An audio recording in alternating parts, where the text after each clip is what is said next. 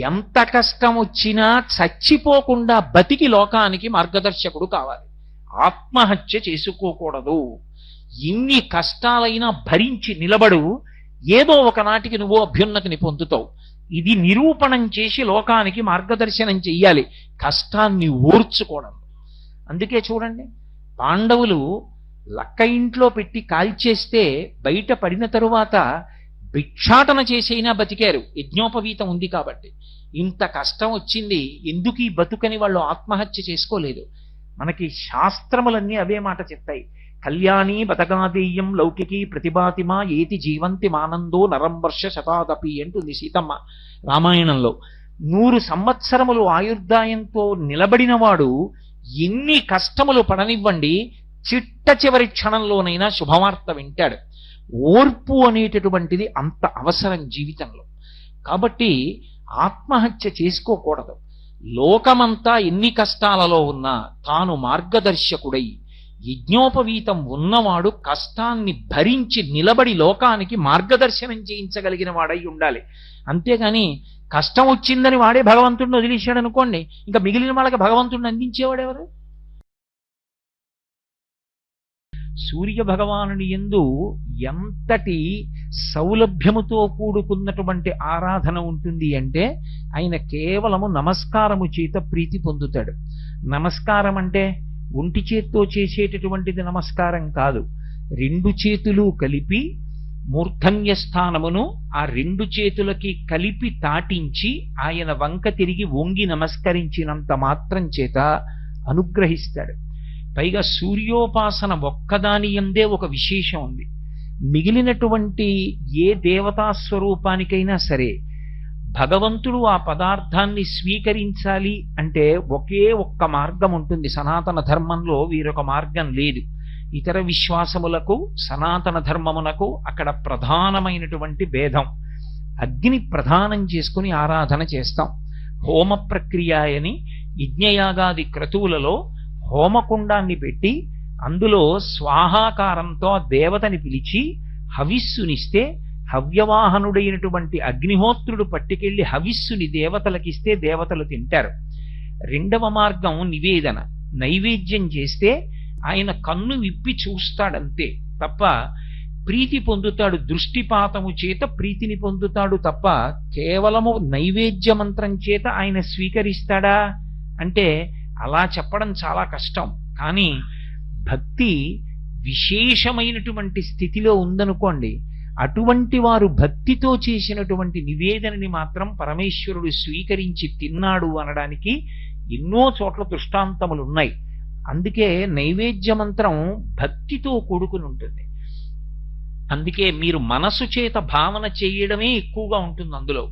మధ్యే మధ్యే పానీయం సమర్పయామి అని ఒక ఉపచారం. మధ్యే మధ్యే పానీయం సమర్పయామి అన్నది ఎందుకు అన్వయం అవుతుందంటే, మీరు ప్రీతితో ఇచ్చినటువంటి దాన్ని ఆయన తింటున్నాడన్న భావనతో మనసు దాన్ని చూడగలిగితే, అలా అనుభవించగలిగితే, అలా అనుభవించినది నిజమైతే.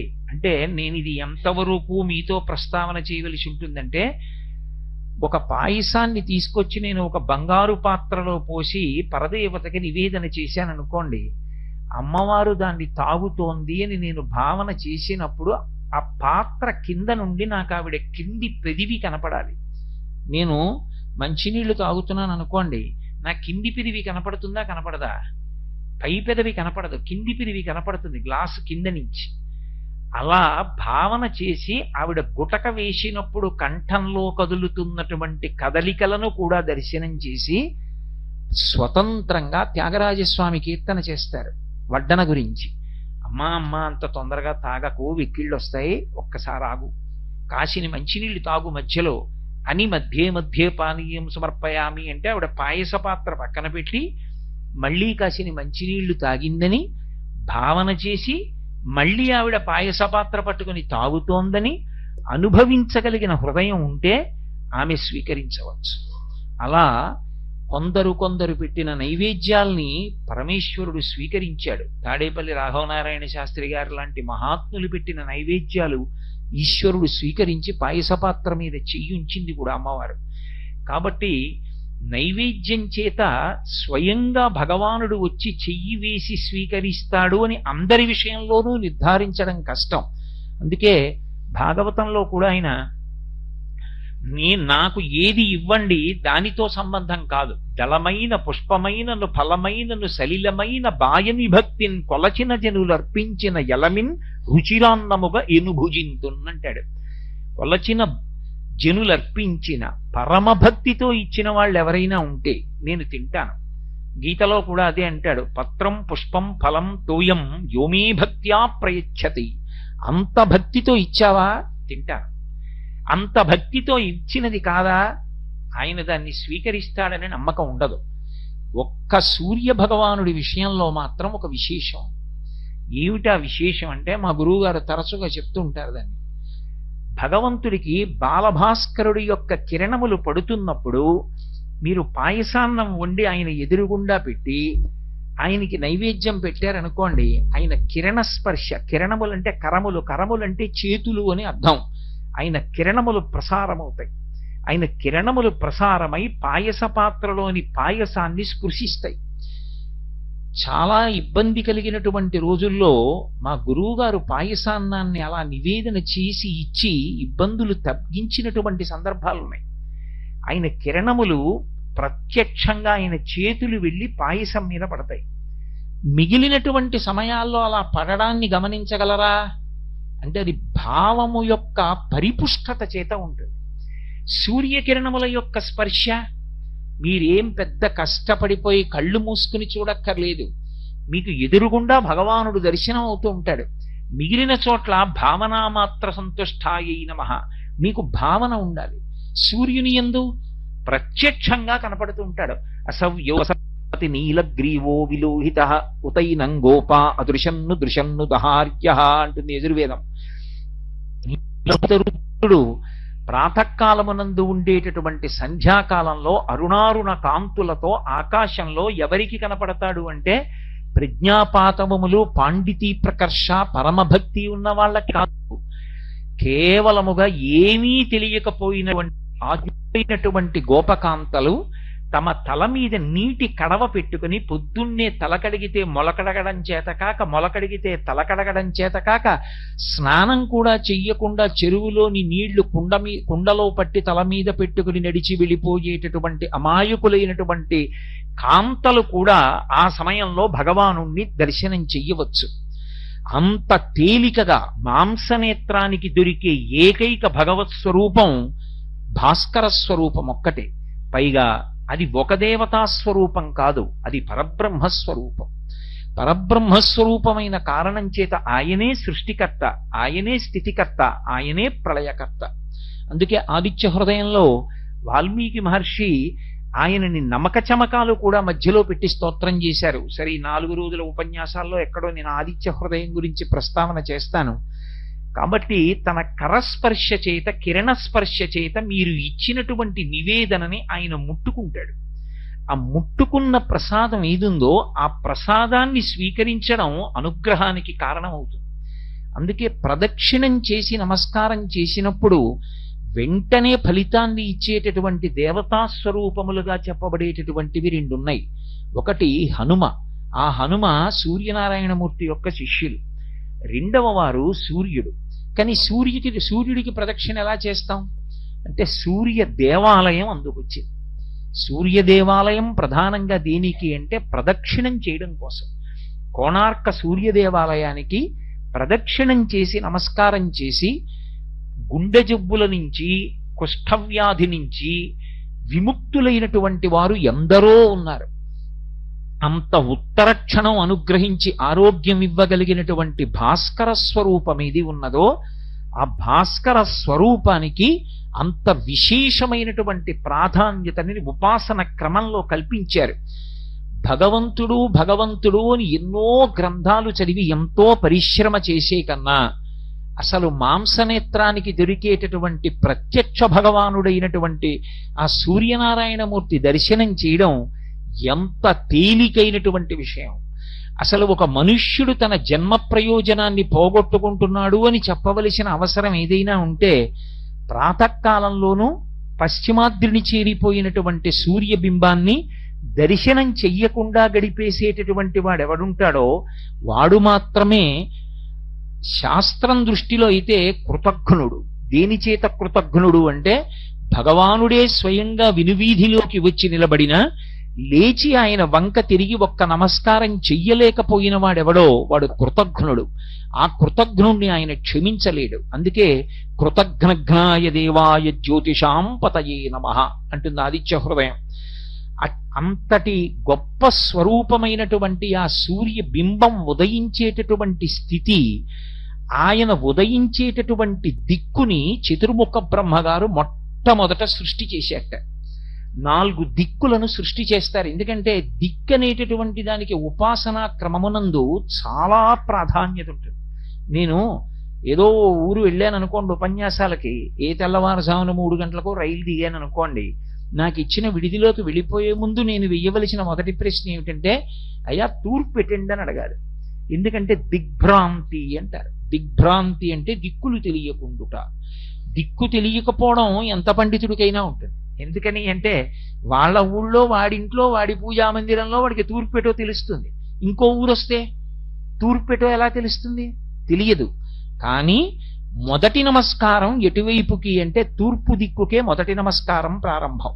ఎందుచేత అంటే సూర్యకిరణములు పడితే తప్ప సుషుమ్నా నాడి అసలు చైతన్యాన్ని పొంది ఒక్కసారి ఆ హృదయ పద్మం వికసనాన్ని పొందదు. అలా పొందించేటటువంటి సూర్యనారాయణమూర్తి ఏ దిక్కున ప్రకాశిస్తాడో ఆ దిక్కుని ప్రాక్ అని పిలిచారు. ప్రాక్ అన్న మాటకి సంస్కృతంలో అర్థం ఏమిటంటే మొదటిది, పూర్వము అని. పూర్వ దిక్కు ప్రాక్, పశ్చిమము అని పిలుస్తారు. పూర్వోత్తర భాగములు అంటారు. ఏదో భాగవతం దశమస్కంధం ఉందనుకోండి, పూర్వ భాగము ఉత్తర భాగము అంటారు. పూర్వ భాగము అంటే మొదటిది, ఉత్తర భాగము అంటే తరువాతది. అంటే అందరికీ తెలియవలసిన దిక్కు ఏదైనా ఉంటే అది ప్రాక్, అది తూర్పు. తూర్పు దిక్కు తెలియకుండా ఉండడానికి వీల్లేదు. తూర్పు దిక్కు తెలిసి తీరాలి. ఎందుకంటే అసలు జీవితానికి వికసనం ఎక్కడి నుంచి మొదలవుతుంది అంటే ఆ తూర్పు దిక్కు నుంచి మొదలవుతుంది. అందుకే చతుర్ముఖ బ్రహ్మగారు కూడా సృష్టి ప్రారంభం చేసినప్పుడు మొట్టమొదట దిక్కు ఏది సృష్టి చేశాడో దానికి తూర్పు దిక్కు ప్రాక్ అని పేరు. ప్రాక్ను ఆయన ఎలా నిర్ణయం చేశాడు అంటే ఇక్కడ సూర్యోదయం అవ్వాలి అని నిర్ణయం చేశాడు. ఇక్కడ సూర్యోదయం అవుతుంది, ఇక్కడ నుంచి కిరణములు పడడం ప్రారంభమవుతాయి అని ఏ పర్వత శిఖరం మీద సూర్య భగవానుని యొక్క ఉదయము ప్రారంభమవుతుందో నిర్ణయం చేసి అక్కడ వరకు మాత్రమే మనుష్యులు గొప్ప యోగ సంబంధమైనటువంటి శక్తి కలిగినటువంటి వారు వెళ్ళగలిగినటువంటి ప్రాంతాలుగా నిర్ణయం చేశాడు. ఇక సూర్యుడు ఎక్కడ ప్రకాశం ప్రారంభమవుతుందో అది దాటి వెళ్ళడానికి మనుష్య ఉపాధికి శక్తి ఉండదు. అక్కడ వరకు మాత్రం మనుష్యుడు వెడతాడు. మనుష్యుడికి యోగశక్తే కాదు, శరీర బలాన్ని బట్టి కూడా అక్కడ వరకు వెళ్ళగలరు అని రామాయణం నిర్ధారణ చేసింది.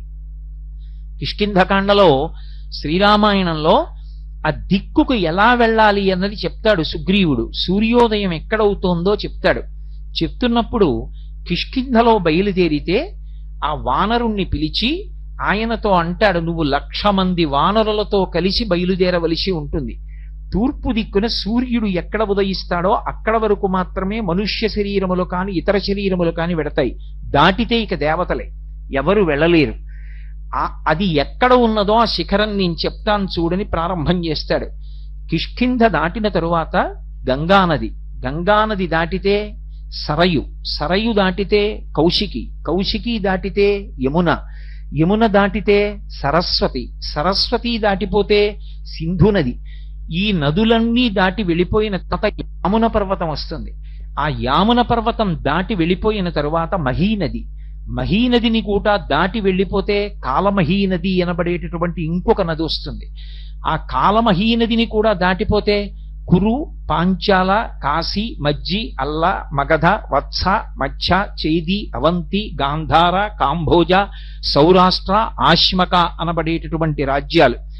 ఇవన్నీ దాటి వెళ్ళిపోతే మగధ, మగధ దాటితే మందర పర్వతం. ఆ మందర పర్వతం కింద ఉండేటటువంటి ప్రాణులు ఒక చెవి కలిగినటువంటి వాళ్ళు, ఒక్క ముక్కు భాగం మాత్రమే కలిగినటువంటి వాళ్ళు, ఒక కాలు కలిగినటువంటి వాళ్ళు మాత్రమే ఉండి అతి బలవంతులైనటువంటి ప్రాణుల్ని కూడా పట్టి తింటూ ఉంటారు. అది వాళ్ళ ఆహారం. ఆ మందర పర్వత ప్రాంతాన్ని కూడా దాటి వెళ్ళిపోతే యవద్వీపం, యవద్వీపం దాటితే సువర్ణద్వీపం, సువర్ణద్వీపాన్ని కూడా దాటితే రజతద్వీపం, రజతద్వీపాన్ని కూడా దాటితే శోణా నది ఎర్రటి జలాలతో ప్రవహిస్తూ ఉంటుంది. శోణ అంటేనే ఎరుపు, ఎర్రటి జలాలతో ప్రవహిస్తుంది. అది కూడా దాటిపోతే లోహితమనేటటువంటి సముద్రం. ఆ ప్రాంతానికి ఇంకా వెళ్లే కొద్దీ శక్తి ఎక్కువ ఉండాలి. ఎందుకంటే ఆ సముద్రం మీద నుంచి వెడుతున్నప్పుడు నీడబట్టి ఆ సముద్రంలో ఉండేటటువంటి ప్రాణులు ఆ వెడుతున్న ప్రాణుల్ని పట్టి లాగి తినేస్తాయి. అంత భయంకరమైనటువంటి లోహితమనబడేటటువంటి సముద్రం. ఆ లోహిత సముద్రాన్ని కూడా దాటి వెళ్ళిపోతే అక్కడికి వెళ్ళిన తరువాత కుటశాల్మలి అనబడేటటువంటి ఒక పెద్ద వృక్షం కనబడుతుంది. ఆ వృక్షం దగ్గర నుంచి వెనక్కి అప్పుడే ఉదయిస్తున్నటువంటి బాలభానుడి యొక్క కిరణములా అన్నట్లుగా బంగారు కాంతితో మెరిసిపోతున్నటువంటి విశ్వకర్మ చేత నిర్మింపబడినటువంటి భవనం ఉంటుంది. ఆ భవనమునందు గరుత్మంతుడి నివాసం చేస్తూ ఉంటాడు. ఆ భవనాన్ని కూడా దాటి ఇంకా ముందుకు వెళ్ళిపోతే అక్కడ ఆ పాలసముద్రం ఉంటుంది. పాలసముద్రం మధ్యలో తెల్లటి వృషభమనబడేటటువంటి పర్వత శిఖరం ఉంటుంది. దాని యందు మళ్ళీ ప్రత్యేకంగా సుదర్శనము అనబడేటటువంటి ఒక సరస్సు. ఆ సరస్సులో పద్మకింజిల్కములతో కూడుకున్నటువంటి సువర్ణ కేసరములతో కూడుకున్నటువంటి అపారమైనటువంటి సుగంధమును విరజిల్లేటటువంటి తామర పుష్పాలుంటాయి. ఆ కొలనులో స్నానం చెయ్యడం కోసమని దేవ యక్ష గంధర్వ కిన్నెర కింపురుషాదులు కూడా భూమండలం మీదకి వస్తారు. అంతటి అద్భుతమైనటువంటి సుదర్శనమనబడేటటువంటి సరోవరాన్ని దాటి వెళ్ళిపోతే ఒక గొప్ప జలసముద్రం వస్తుంది. ఆ జలసముద్రంలో అశ్వముఖంతో బడబా రూపంలో ఒక గొప్ప కృత్య తిరుగుతూ ఉంటుంది. అది సముద్రాన్ని ఆహారంగా పుచ్చేసుకుంటూ ఉంటుంది. ఆ జలసముద్రాన్ని కూడా దాటి వెళ్ళిపోతే అక్కడికి వెళ్ళిపోయిన తరువాత జాతరూప శిల అనబడేటటువంటి గొప్ప పర్వతం ఉంటుంది.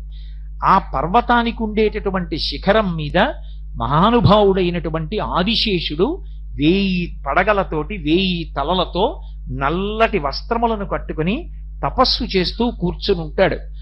ఆయనని కూడా దాటి ముందుకు వెళ్ళిపోతే ఆ వెళ్ళిపోయిన తరువాత అక్కడ కనపడుతుంది అద్భుతమైనటువంటి ఉదయ పర్వతము. ఆ ఉదయ పర్వతంలో సౌమనసము అనబడేటటువంటి ఒక శిఖరం ఉంటుంది. ఆ సౌమనసమనబడేటటువంటి శిఖరం మీద మహానుభావుడైనటువంటి వామనమూర్తి అవతార స్వీకారం చేసినప్పుడు మొట్టమొదట ఒక పాదాన్ని ఉంచి మేరు పర్వతం మీద రెండో పాదాన్ని ఉంచి ఇంతంతైవటుడింతయై మరియుతానింతయ్య భోవీధి అంతైతో యదమండల గ్రమణ కల్లంతై ప్రభారాశిపై అంతై చంద్రునకంతయై ధ్రువునిపై అంతై మహర్వాటిపై అంతై సత్యపథోన్నతుండగుచు బ్రహ్మాండాంత సంవర్ధి అయ్యని పెరిగి 2 పాదములు వేసి నిలబడ్డాడు. అంతటి అద్భుత స్వరూపంతో విష్ణుపాద స్పర్శ పొందినటువంటి శిఖరాలు.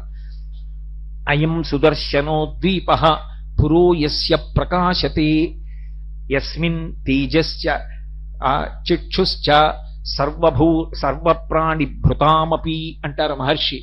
ఆ పర్వత శిఖరము సౌమనసము ఎక్కడ ఉన్నదో ఉదయ పర్వతంలో అక్కడ సూర్యబింబం ఉదయిస్తుంది. అక్కడ మొట్టమొదట ప్రతిరోజు సూర్యుని యొక్క ఎర్రటి కాంతులు ప్రారంభమవుతాయి. అక్కడ ప్రారంభమైనటువంటి కాంతులు కొద్ది క్షణాలలో ఆ బింబం ఇలా ఎర్రటి గీతతో పైకి లేవగానే ఆ కాంతి భూమండలాన్నంతటినీ కప్పేస్తుంది. ఆ కప్పేసినప్పుడు ఎర్రటి బింబంగా పైకి లేస్తాడు. ఆయన యొక్క కాంతి కిరణములే సమస్త భూతముల యొక్క కన్నుల మీద పడతాయి. యస్మిన్ తేజశ్చ చక్షుశ్చ అన్ని భూతముల యొక్క కన్నుల మీద పడి చైతన్యము కలుగుతుంది. కలిగి సమస్త ప్రాణులు కందెరయగుచు అంటారు తిక్కన గారు. అన్ని ప్రాణులు కళ్ళు తెరుస్తాయి. కళ్ళు తెరిచి ఎదురుగుండా ఉండేటటువంటి వస్తువుల్ని చూడడం మొదలు పెడతాయి. ఈ చూడడం మొదలు పెట్టడం అనేటటువంటిది భోగముల యందు సగం భాగం. ప్రత్యేకించి భోగం అనుభవించాడండి అంటారు, సుఖాలు అనుభవించారండి అంటారు. ఆ అనుభవించినటువంటి సుఖాలలో సగం సుఖమంతా దేన్ని ఆశ్రయిస్తుంది అంటే కంటి యొక్క గుడ్డు సూర్యుని యొక్క కిరణముల తేజస్సుని పుచ్చుకోగలిగితే వాడు 50% సుఖాల్ని పొందుతాడు. లేనినాడు ఈ బ్రహ్మాండమునందు ఎన్ని సుఖములున్నాయో అందులో 50% సుఖాలు వాడికి లేనట్టే. అందుకే సుఖములన్నీ దేన్ని ఆశ్రయిస్తాయంటే సూర్య కిరణమును ఆయన కాంతి కన్ను పుచ్చుకోవడం మీద ఆధారపడి ఉంటుంది. ఎందుకని అంటే మీరు చూడండి, కళ్ళొక్కట్లేవు. భార్యని చూస్తాడా, తల్లిని చూస్తాడా, తండ్రిని చూస్తాడా, కడుపున పుట్టిన బిడ్డల్ని చూస్తాడా, పర్వత శిఖరాలు చూస్తాడా, దేవాలయాన్ని చూస్తాడా, ధ్వజస్తంభాన్ని చూస్తాడా, ఉత్సవమూర్తిని చూస్తాడా, మూల విరాట్ని చూస్తాడా, గురువుగారిని చూస్తాడా, గురువుగారి పాదములు చూస్తాడా? ఏం చూస్తాడు? భోగములలో సగం భోగాలు పోవడం, జీవితంలో భయం, ఈ రెండు దేని చేత ఉంటాయంటే కంటి యొక్క గుడ్డు సూర్యుని యొక్క కిరణమును పుచ్చుకోలేనటువంటి స్థితి చేత. అందుకే ఇన్ని భోగాలకి కారకుడై మహానుభావుడైనటువంటి సూర్యుడు ఆ పర్వత శిఖరం మీద, సౌమనస పర్వత శిఖరం మీద ఉదయిస్తాడు. బంగారుతో తయారు చేయబడి ఆ పర్వత శిఖరము పచ్చటి కాంతితో ప్రకాశిస్తూ ఉంటుంది. ప్రకాశించేటప్పుడు అరుణ కిరణాలతో ఎర్రటి కాంతితో ఆయన ఉదయించినప్పుడు ఆయన కాంతి పడి ఈ బంగారు పర్వత శిఖరము ఆయన యొక్క కాంతి కలిసి ఒక పెద్ద నెగడు, అంటే భోగి మంట వేస్తారే అలాంటి మంట మండుతోందా అన్నట్టుగా ప్రాక్ ఆ దిక్కంతా కూడా ఎర్రబడుతుంది. అదే అరుణోదయము అని పిలుస్తారు. అంత ఎర్రటి కాంతితో ప్రారంభమవుతుంది. ఎవరు ఆ ఎర్రటి కాంతి వంక చూసి నమస్కారం చేస్తారో వాళ్ళకి ఆ రోజు దురితముల యొక్క ఫలితములుగా రావలసినటువంటి దుష్ఫలితములు ఏ ఉంటాయో వాటన్నిటినీ కూడా చీకట్లను ఎలా చిమ్మేస్తాడో అలా చిమ్మేస్తాడు. చిమ్మి పద్మములను వికసనం చేయిస్తాడు. సూర్యకిరణం పడితే పద్మం వికసిస్తుంది. పద్మమునందు ఎవరుంటారంటే లక్ష్మీదేవి ఉంటుంది. లక్ష్మీదేవి యొక్క స్థానములలో ఒకటి పద్మం. ఇంటి తలుపులు తెరిచారనుకోండి, ఇంట్లో ఉన్నాయన బయటికి వస్తాడని గుర్తు. ఇంటి తలుపులు వేసేసాడంటే ఆయన బయటికి రాడు, అందుకు తలుపు వేసుకున్నాడు. ఆయన తలుపులు తీశాడంటే ఆయన బయటికి వస్తాడు, లేదా మీరు లోపలికి వెళ్ళవచ్చు. ఇప్పుడు ఆయనైనా బయటికి వచ్చి మీకు అనుగ్రహిస్తాడు, లేదా మీరైనా వెళ్ళి ఆయన దర్శనం చేసి అనుగ్రహాన్ని పొందొచ్చు. పద్మము వికసనాన్ని పొందింది అంటే లక్ష్మి యొక్క అనుగ్రహము ప్రారంభమైనది అని గుర్తు.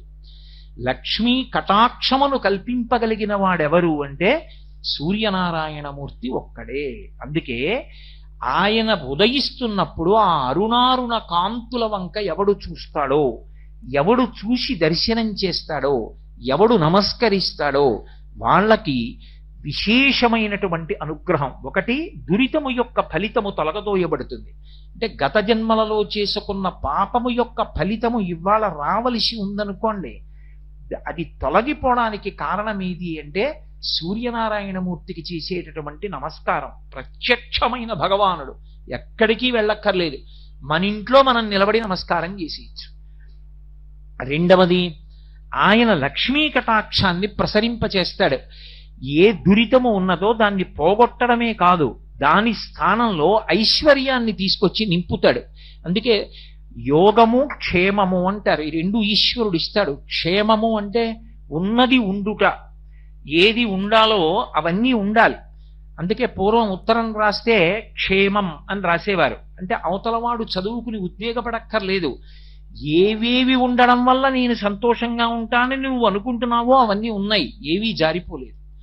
యోగం, నేను సుఖపడడానికి కావలసినటువంటి వస్తువులలో కొత్త వస్తువులు సమకూడే యోగం. ఏదో ఇంతవరకు నాకు ఒక వాహనం లేదు, కాలినడకన వెడుతుండేవాణ్ణి, నేను నిన్న ఒక వాహనం కొనుక్కున్నాను అనుకోండి, ఇప్పుడు నాకు వాహన యోగం పట్టింది, అంటే కొత్తగా నాకు ఒక సుఖం వచ్చింది. యోగమును క్షేమమును ఇవ్వగలిగిన వాడు పరమాత్మ. క్షేమమునకు భంగకరము ఆపద. ఆపద అంటే మన బుద్ధి చేత తప్పించుకోలేనిది, ఈశ్వరుడు మాత్రమే తప్పించగలిగిన దానిని ఆపద అని పిలుస్తారు. ఆ ఆపదను తొలగించగలిగిన వాడెవరు అంటే ఆ అరుణారుణ కాంతులతో ఉన్నటువంటి సూర్యనారాయణమూర్తికి నమస్కారంతో రోజు ప్రారంభం అవ్వాలి. అందుకే త్రైవర్ణికులు అంటారు. అంటే యజ్ఞోపవీతం వేసుకునేటటువంటి అధికారం ఉన్నటువంటి వర్ణముల యందు జన్మించినటువంటి వారు కొంతమంది ఉంటారు. వాళ్ళకి సూర్యోదయ కాలమునందు, మధ్యాహ్న కాలమునందు, ప్రదోష కాలమునందు విశేషమైనటువంటి విధి ఏర్పాటు చేయబడింది. అది సూర్య సంబంధమై లోకమునకు ఉపకారము చేసేటటువంటి ప్రజ్ఞతో కూడుకుని ఉంటుంది. 4వ వర్ణము వారు సూర్యోదయ సమయంలో ఏమీ చెయ్యకుండా ఉండవచ్చు అని అనుకోకూడదు. స్కాంద పురాణంలో వ్యాస భగవానుడు సూర్యోదయ సమయంలో తప్పకుండా సూర్యనారాయణమూర్తి వైపు తిరిగి చెయ్యవలసినటువంటి స్తోత్రాన్ని మనకిచ్చాడు. అవి మేము కాకినాడ పట్టణంలో ముద్రణ చేయించి ఇస్తే ఇవాళ ఎంతో మంది ప్రతిరోజు సూర్యోదయానికి చదువుకుంటూ ఉంటారు. ఆ వ్యాస భగవానుడిచ్చిన స్తోత్రం ఏదుందో దానిని 4వ వర్ణము వారు ప్రాతకాలంలో ఆ స్తోత్రం చెయ్యాలి సూర్యానుగ్రహం కోసం. మిగిలినటువంటి ముగ్గురు సంధ్యావందనం చేస్తారు. సంధ్యావందనం ఎందుకు చెయ్యాలి అంటే, సంధ్యావందనం కేవలం తన యొక్క ఉన్నతి కొరకు మాత్రమే కాదు. ఆ ముగ్గురికి యజ్ఞోపవీతం ఎందుకు వేస్తారంటే 2 కారణముల చేత వేస్తారు. ఒకటి, ఎంత కష్టం వచ్చినా చచ్చిపోకుండా బతికి లోకానికి మార్గదర్శకుడు కావాలి. ఆత్మహత్య చేసుకోకూడదు. ఇన్ని కష్టాలైనా భరించి నిలబడు, ఏదో ఒకనాటికి నువ్వు అభ్యున్నతిని పొందుతావు. ఇది నిరూపణం చేసి లోకానికి మార్గదర్శనం చెయ్యాలి, కష్టాన్ని ఓర్చుకోవడం. అందుకే చూడండి, పాండవులు లక్క ఇంట్లో పెట్టి కాల్చేస్తే బయట పడిన తరువాత భిక్షాటన చేసైనా బతికారు, యజ్ఞోపవీతం ఉంది కాబట్టి. ఇంత కష్టం వచ్చింది, ఎందుకు ఈ బతుకని వాళ్ళు ఆత్మహత్య చేసుకోలేదు. మనకి శాస్త్రములన్నీ అవే మాట చెప్తాయి. కళ్యాణి బతకాదేయం లౌకికి ప్రతిభాతిమా ఏతి జీవంతి మానందో నరం వర్ష శతాదపి అంటుంది సీతమ్మ రామాయణంలో. 100 సంవత్సరములు ఆయుర్దాయంతో నిలబడినవాడు ఎన్ని కష్టములు పడనివ్వండి, చిట్ట చివరి క్షణంలోనైనా శుభవార్త వింటాడు. ఓర్పు అనేటటువంటిది అంత అవసరం జీవితంలో. కాబట్టి ఆత్మహత్య చేసుకోకూడదు. లోకమంతా ఎన్ని కష్టాలలో ఉన్నా తాను మార్గదర్శకుడై యజ్ఞోపవీతం ఉన్నవాడు కష్టాన్ని భరించి నిలబడి లోకానికి మార్గదర్శనం చేయించగలిగిన వాడై ఉండాలి. అంతేగాని కష్టం వచ్చిందని వాడే భగవంతుడిని వదిలేశాడు అనుకోండి, ఇంకా మిగిలిన వాళ్ళకి భగవంతుడిని అందించేవాడెవరు, మార్గదర్శనం చేసేవాడెవరు? కాబట్టి శరీరం విడిచిపెట్టకూడదు. 2, సంధ్యావందనం ఎందుకు చెయ్యాలి అంటే, సంధ్యావందనం ఎవరికి విధించారంటే లోకోపకారం చెయ్యవలసిన వాళ్ళకి, ప్రతినిత్యం కాయ కష్టం చెయ్యవలసిన అవసరం లేని వాళ్ళకి సంధ్యావందనం వేసింది శాస్త్రం. తప్ప ఏదో పక్షపాతంతో కొంతమందితో సంధ్యావందనం చేయిద్దాం, కొంతమందితో సంధ్యావందనం చేయించద్దు, అది శాస్త్రం యొక్క లక్షణం కాదు. వాళ్ళు కష్టపడి ఉండవలసినటువంటి వాళ్ళు, వాన పడుతోందంటే తెల్లవారకట్ట రైతు పొలానికి పరిగెడతాడు. అతన్ని నువ్వు సంధ్యావందనం చేయాలంటే పంటలు ఎక్కడ పండిస్తాడు, అందరికీ అన్నం ఎక్కడ దొరుకుతుంది? అందుకే అతనికి ఎప్పుడు ఖాళీ దొరికితే అప్పుడు ఒక్కసారి సూర్యనారాయణమూర్తి వైపు తిరిగి స్కాంద పురాణాంతర్గత స్తోత్రం చేస్తాడు. కానీ యజ్ఞోపవీతం ఉన్నవాడు అర్ఘ్యప్రదానం చెయ్యాలి. ఎందుకు అర్ఘ్యప్రదానం చేయాలి? అసలు సూర్యుడికి అర్ఘ్యం ఎందుకు అంత అవసరమైంది? అర్ఘ్యం ఇవ్వకపోతే ఏమవుతుంది? ఎందుకు ఈ త్రైవర్ణికులంటే సంధ్యావందనం చెయ్యవలసినటువంటి కర్తవ్యమున్నటువంటి వాళ్ళు ఎందుకు అర్ఘ్యప్రదానం చేస్తారు 3 సంధ్యలలో? అందులో ప్రత్యేకించి ప్రాతఃసంధ్య, తెల్లవారుజామున సంధ్యావందనానికి అంత అవసరం ఎందుకు వచ్చింది అంటే, దానికి ఏ అవసరం చేత చేయించారో చెప్పారు. ఆయన సూర్యనారాయణమూర్తి ఉదయించేటప్పుడు ఆయన ఉదయించకుండా చేసేస్తే ఇక లోకములకు కాంతి ఉండదు. లోకములకు కాంతి లేకపోతే, సూర్యుని యొక్క గమనం లేకపోతే ఆ చీకటి వలన ధర్మము లుప్తమైపోతుంది. సూర్యుడు ఉదయిస్తున్నాడు అంటే కదా ప్రమాణంగా చేసుకుని సంధ్యావందనం, మధ్యాహ్నానికి వచ్చాడంటే కదా మళ్ళీ సంధ్యావందనం, ప్రదోషానికి వెళ్ళాము అంటే కదా మళ్ళీ సంధ్యావందనం. ఇవి లేనప్పుడు సంధ్యావందనం ఎక్కడుంటుంది? లేనప్పుడు ముందు ధర్మం లుప్తమైపోయింది. ఎందుకంటే సంధ్యాహీన అశుచి, సంధ్యావందనం చేయకపోతే అశౌచంతో ఉన్నవాడితో లెక్క, వాడు ఏ కార్యానికి పనికిరాడు. అందుకే ఆ రాక్షసులు ఏం చేస్తారంటే అసలు సూర్యోదయం జరగకూడదు అని చూస్తారు. అలా చూసేటటువంటి రాక్షసులకు మందేహులు అని పేరు. ఆ మందేహులన్న రాక్షసులు ఎక్కడుంటారు అంటే, నేను ఇందాక మీతో మనవి చేసి ఉన్నానే క్రమం, ఆ క్రమంలో లోహిత సముద్రానికి ముందు ఉండేటటువంటి శిశిర పర్వతాన్ని కూడా దాటి, లోహిత సముద్రాన్ని దాటి గరుత్మంతుడుండేటటువంటి కుటశాల్మలి వృక్షం దాటిపోయిన తరువాత సూర్యనారాయణమూర్తి ఉదయం జరుగుతోంది, ఇక ఎర్రకాంతి వస్తుందేమో అనగానే వాళ్ళు ఏం చేస్తారంటే చెట్ల మీదకి ఎక్కి ఆ చెట్లకి తలకిందులుగా వేలాడుతూ ఉగ్రమైన పెద్ద శరీరాల్ని పెంచి సూర్యకిరణములు భూమండలం మీదకి రాకుండా అడ్డుకుంటారు. అడ్డుకున్నప్పుడు ఏం జరుగుతుంది అంటే వాళ్ళు ప్రతిరోజు కూడా తే పతంతి జలే నిత్యం సూర్యస్యోదయనం ప్రతి. ఏ కారణం చేత అంటే అభితప్తాః స్మ సూర్యేణ లంబంతే స్మ పునః పునః నిహతా బ్రహ్మతేజోభిః అహన్యా హనిరాక్షసాః అని.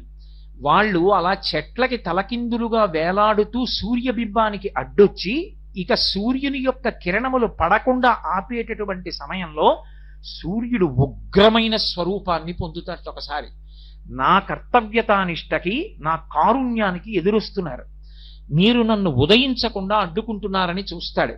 ఆయన అభితప్తాః స్మ సూర్యేణ, ఆయన యొక్క కాంతి చేత తప్తమవుతారు. వాళ్ళు తప్తమై ఆ వేడి భరించలేక చెట్ల కొమ్మలలోంచి ఆ కింద ఉండేటటువంటి సముద్రంలోకి పడిపోతారు, లోహిత సముద్రంలోకి పడిపోయి మళ్ళీ వాళ్ళు తేరుకొని సాయంకాలం అయ్యేటప్పటికి మళ్ళీ చెట్లు ఎక్కుతారు. ఇవాళ కాకపోతే రేపు, రేపైనా ఎలా అడ్డొస్తాడు, రేపైనా ఎలా ఉదయిస్తాడు, లోకానికి ధర్మనాశనం చేస్తాం అని రాక్షసులు ప్రారంభమవుతారు. అందుకే అక్కడ కానీ ఇక్కడ కానీ ఎక్కడ కానీ ముందు పాడు చెయ్యాలని చూసేది రాక్షసులే. కాబట్టి ఉత్తిష్టంతో భూత పిశాచాః ఏతే భూమి భారకాః ఏతేషామ అవిరోధేన బ్రహ్మకర్మ సమారభే. నాకు మీకు ఏమీ విరోధం లేదు, మేము బ్రహ్మకర్మ చేద్దాం అనుకుంటున్నాం, మీకు ఇష్టం ఉండదు, తప్పుకోండి అని నీళ్లు చల్లుతారు. అలాగే నిహతా బ్రహ్మతేజోభిః, స్నానం చేసి వచ్చి ఎవరికి గాయత్రి మంత్రం ఉపదేశం చెయ్యబడిందో, ఎవడు సంధ్యావందనం చెయ్యాలని శాస్త్రం విధించిందో వాడు సంధ్యావందనానికి కూర్చుని అర్ఘ్యాన్ని విడిచిపెడుతున్నప్పుడు, అందుకే అర్ఘ్యప్రదానము బ్రహ్మాస్త్రమే అంది శాస్త్రం. బ్రహ్మాస్త్ర ప్రయోగంతో సమానం ఏది అంటే అర్ఘ్యాన్ని విడిచిపెట్టడమే. ఇంట్లో నియమంగా సంధ్యావందనం చేసి సూర్యమండలం వైపుకి చూస్తూ అంత భక్తితో అర్ఘ్యం ఇచ్చేటటువంటి వాడు ఇంట్లో ఉన్నాడనుకోండి, అటువంటి వాడొక్కడు ఇంట తిరిగిన కారణం చేత ఎటువంటి ఉగ్రభూతమో కూడా ఇంట్లో ప్రవేశించడానికి వీల్లేదు. కాబట్టి ఆ నిహతా బ్రహ్మతేజోభిః వాళ్ళు అర్ఘ్యప్రదానం చేసి పళ్ళెంలో నీళ్లు విడిచిపెట్టగానే సూర్యమండలం వైపుకి తిరిగి, అది కేవలం నీటిలో ఉన్న శక్తి కాదు, వాళ్ళు చేసినటువంటి గాయత్రి మంత్రంతో కలిపి విడిచిపెట్టినటువంటి ఆ అర్ఘ్యజలములు, ఆ మంత్రశక్తి 24 బీజాక్షరములు 24 ఋషులతో 24 దేవతలతో ఉంటాయి. అవి ఆ మంత్రాన్ని స్వరంతో చదివి అర్ఘ్యప్రదానం చెయ్యగానే ఈ మంత్రముల యొక్క ప్రకంపనలు అక్కడ వరకు వెళ్ళి వాళ్ళని నిహతా బ్రహ్మతేజోభిః ఒక్క దెబ్బ కొట్టాయి. కొట్టేటప్పటిక ఆ మందేహులన్న రాక్షసులు వెనక నుంచి వచ్చినటువంటి ఈ బ్రహ్మతేజస్సుతో మంత్రాన్ని స్వరంతో చదువుతూ విడిచిపెట్టినప్పుడు అర్ఘ్యజలములు విడిచిపెట్టిన సందర్భంలో వచ్చినటువంటి మంత్ర సంబంధమైన స్వర ప్రకంపనల చేత, 2 ముందు వైపు నుంచి వచ్చినటువంటి సూర్య కిరణముల చేత అభితప్తమై వాళ్ళు పట్టు విడిచిపెట్టి సముద్రంలో పడిపోతారు. అందుకే లోకోపకారము చేయుట కొరకు సంధ్యావందనము. అసలు అది చెయ్యలేదనుకోండి త్యాగబుద్ధి అలవడదు. త్యాగేనైకే అమృతత్వమానసుః, కేవలం అలంకారప్రాయంగా యజ్ఞోపవీతం వేసుకోమని చెప్పలేదు శాస్త్రం. వేసుకున్నావు అంటే ఎక్కడది యజ్ఞోపవీతం అని అడిగారు. ఎక్కడది, ఇది ఎవరు తయారు చేశారు, అసలు అలా వేసుకోమని ఎవరు చెప్పారు అని అడిగారు. అడిగితే యజ్ఞోపవీతం పరమం పవిత్రం ప్రజాపతేర్యత్ సహజం పురస్తాత్, ఇది ఒకరు తయారు చెయ్యలేదు. ప్రజాపతి మొట్టమొదట, ప్రజాపతి అంటే పరమేశ్వరుడు, భగవానుడు ఎప్పటివాడు, సనాతనుడు, ఇప్పటివాడని చెప్పడం కుదరదు. ఇప్పటివాడు అని చెప్పడం కుదరనటువంటి పరమ సనాతనుడైనటువంటి పరబ్రహ్మమునకు తనంత తాను సహజముగా యజ్ఞోపవీతం ఉన్నది.